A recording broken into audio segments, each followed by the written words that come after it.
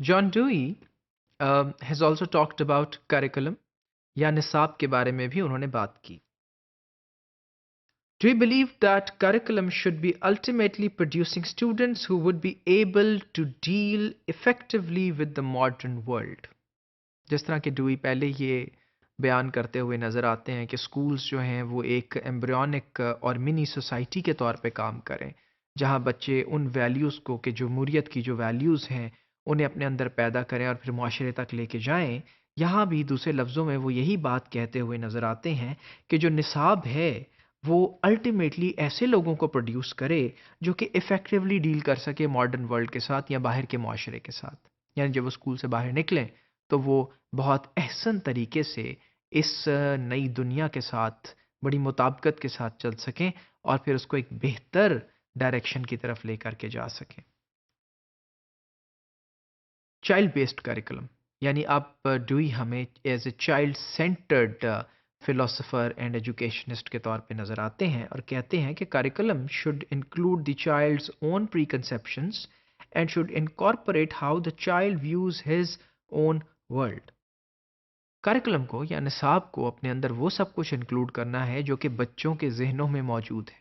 جس طرح بچے اپنے ارد گرد کی دنیا کو دیکھتے ہیں اسی طرح سے اب وہ کچھ بالکل بچوں والی کہانیاں بھی ہو سکتی ہیں، وہ تھنکنگ بھی ہو سکتی ہے، لیکن ڈائریکشن ضرور سیٹ کرے وہ تھنکنگ، لیکن ایسا ہو کہ وہ بچوں کے انداز سے بنایا گیا اس ساری چیز کو، نہ کہ ایڈلٹس کے انداز سے یا ٹیچر کے انداز سے. کیونکہ یہاں یہ بات قابل غور ہے کہ ہم بچوں کو ایڈلٹس کی طرح ویو کرنا نہیں سکھا رہے ایک فیوچر ورلڈ کی تیاری کے لیے، بلکہ انہیں کی ایک کمیونٹی کے اندر ڈیولپ کر رہے ہیں جو کہ کیٹر کرتی ہے for their present day needs. اور وہ پریزنٹ ڈے نیڈس کیا ہیں؟ وہ نیڈس ہیں جس میں بچے آج زندہ ہیں، جو کہ وہ آج چاہتے ہیں اپنے بچپن کے مطابق. تو ڈوئی یہاں اس بات کو بیان کرتے ہیں کہ نصاب کو امپورٹنس دینی ہے چلڈرن کو، ان کی سوچ کو اور ان کے زاویے سے اس کو وضع کرنا ہے، نہ کہ ایڈلٹس کے، نہ کہ ٹیچر کے اور نہ کہ مینجمنٹ کے زاویے سے. And then curriculum should build an orderly sense of world where the child lives. یہاں پہ امپورٹنٹ بات جو ہے وہ ہمیں یہ نظر آتی ہے کہ وہ ایک آرڈر کی بات کرتے ہیں.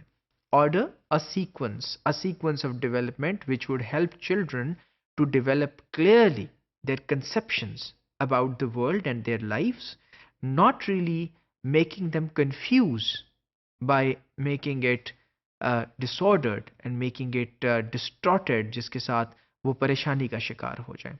اب وہ عوامل کیا ہیں؟ وہ عوامل وہی ہیں کہ جس طرح آپ ایک سیکوینس میں اے بی سی ڈی سکھاتے ہیں، پھر اس کے بعد ایک لفظ سکھاتے ہیں، پھر سینٹینسز سکھاتے ہیں، تو ایسے ایک آرڈر کے ساتھ ان کو اوپر کی طرف لے کے جائے نصاب، جس کے تحت وہ کنفیوژن کا شکار نہ ہوں بلکہ ایک آرڈرلی سینس ان کے اندر دنیا کی آ جائے. اور پھر ایکٹیویٹیز کیا ہونی چاہیے کلاس روم میں؟ Do we combine subject areas and materials, and by doing this he made connections between subjects in the child's lives.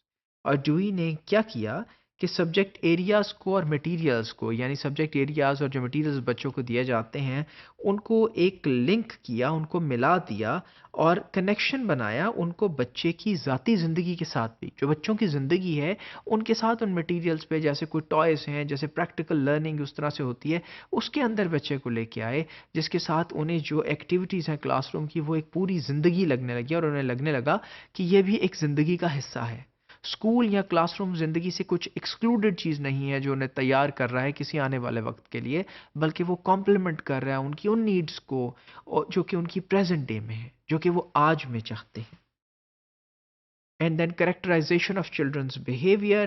یہاں پہ ڈیوئی یوزز 4 انسٹنکٹس اور امپلسز، وہ 4 ایسی جبلتیں یا 4 ایسی امپلسز جو آپ کے اندر محرک پیدا ہوتے ہیں ان کو استعمال کرتے نظر آتے ہیں اور بچوں کے بیہیویئر کو کیٹیگرائز کر دیتے ہیں. اور وہ کیا ہے؟ نمبر 1 سوشل یعنی سماجی، کنسٹرکٹیو یعنی کسی چیز کو بنانے والا، ایکسپریسو یعنی ایکسپریس کرنے والا یعنی کسی چیز کو بیان کرنے والا، اور آرٹسٹک یعنی کہ فنون لطیفہ سے ریلیٹڈ وہ چیزیں جو آپ کے اندر فنون لطیفہ کی نزاکت اور آگہی کو پیدا کرتی ہیں وہ.